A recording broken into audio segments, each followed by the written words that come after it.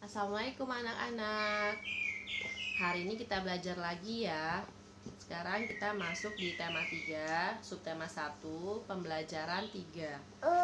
Kemarin sudah sempat mengerjakan tugas di subtema 3 ya. Di subtema 1, pembelajaran 3 ya. Sekarang tinggal meneruskan saja ya. Kalian bisa buka halaman 31. Di situ ada kegiatan ayo menulis ya. Menulis kalimat dengan kosakata.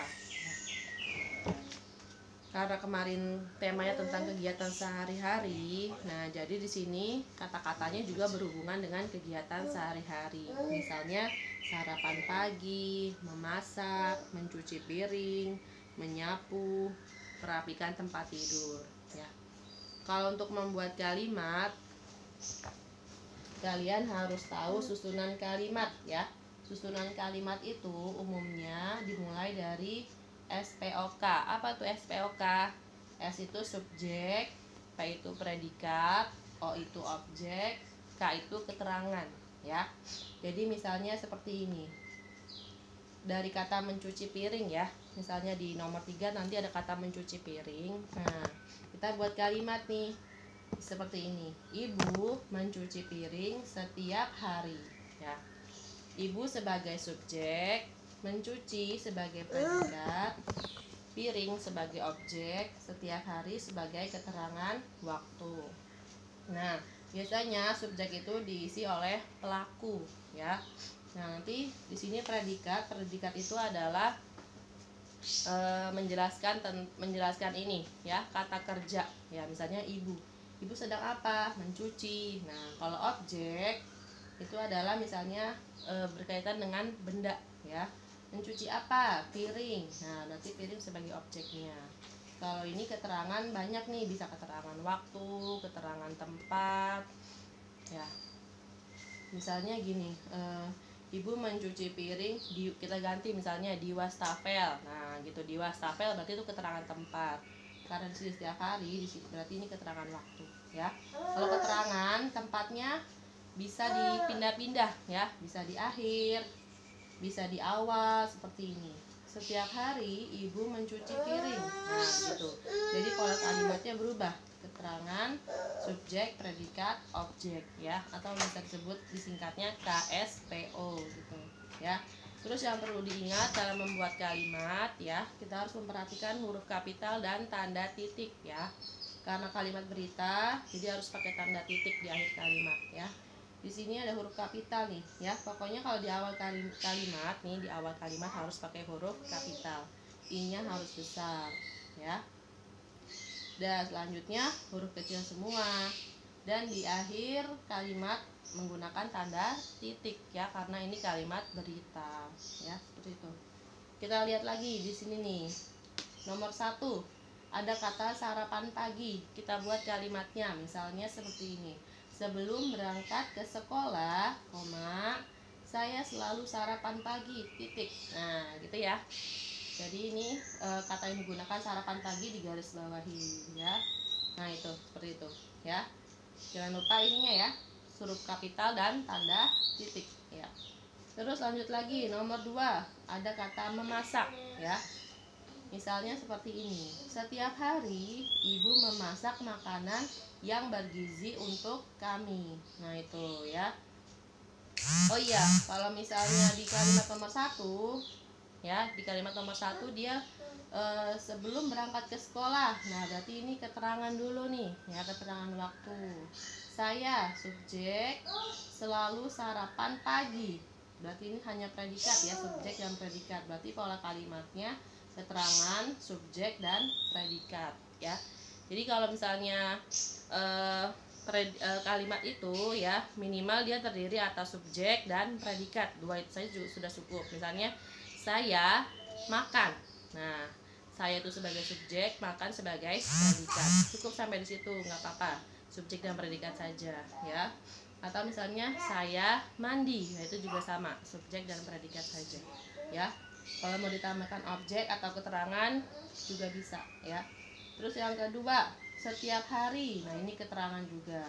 Ibu subjek, memasak predikat, makanan yang bergizi objek, untuk kami keterangan, ya. Keterangan tujuan di sini untuk kami, ya. Seperti itu. Jadi kalau keterangan itu berarti boleh lebih dari satu ya. Sini keterangan waktu, yang ini untuk kami keterangan tujuan. Nggak apa-apa ya.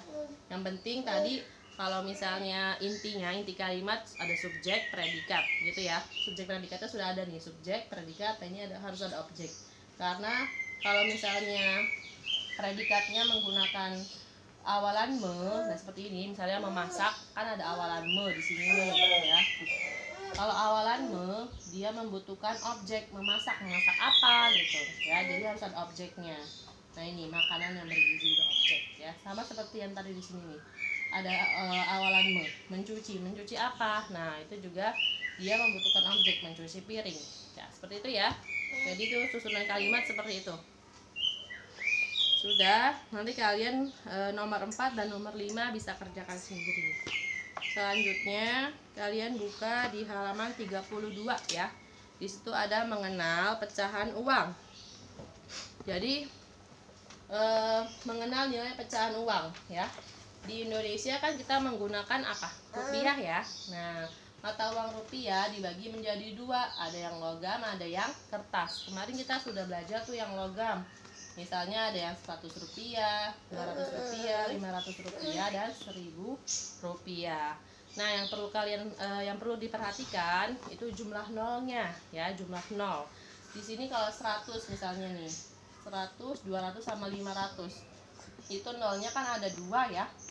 100 rupiah, 100 rupiah itu nolnya ada dua. Nah, beda dengan 1000 rupiah. Kalau sudah mencapai 1000 ya, sudah mencapai 1000-an, nah ini nolnya kan ada 3 nih, 1, 2, 3. Nah itu harus ada tanda titik gitu ya, 1.000,00 gitu ya. Jadi kalau sudah mencapai 1000-an ada tanda titik ya, setelah 0 3 kali itu ada tanda titik. Nah sekarang mata uang kertas ya, uang kertas juga ada 1000 rupiah nih ya, jadi ada yang sama nih, di logam ada 1000 rupiah, di uang kertas juga ada 1000 rupiah, kita tandain ya. Nah jadi nanti kalau ada soal ya, mata uang kertas ada yang 1000 rupiah, uang logam juga ada yang 1000 rupiah gitu ya. Terus selain 1000 rupiah ada berapa lagi uang kertas? Ada 2000 rupiah, 5000 rupiah, 10.000 rupiah, 20.000 rupiah, 50.000 rupiah, dan 100.000 rupiah. Nah coba di sini ibu punya ya, tapi nggak lengkap nih ya. 1000-nya tidak ada ya, nggak apa-apa ya. Nah penampakannya seperti ini ya. Pasti kalian di rumah juga sudah punya ya. Misalnya uang 2000 rupiah, ini warnanya abu-abu ya. 2000 rupiah nolnya ada berapa sih? Nah kita hitung 1, 2, 3 ya. Tapi kalau di uang kertas ini titiknya nggak ada ya.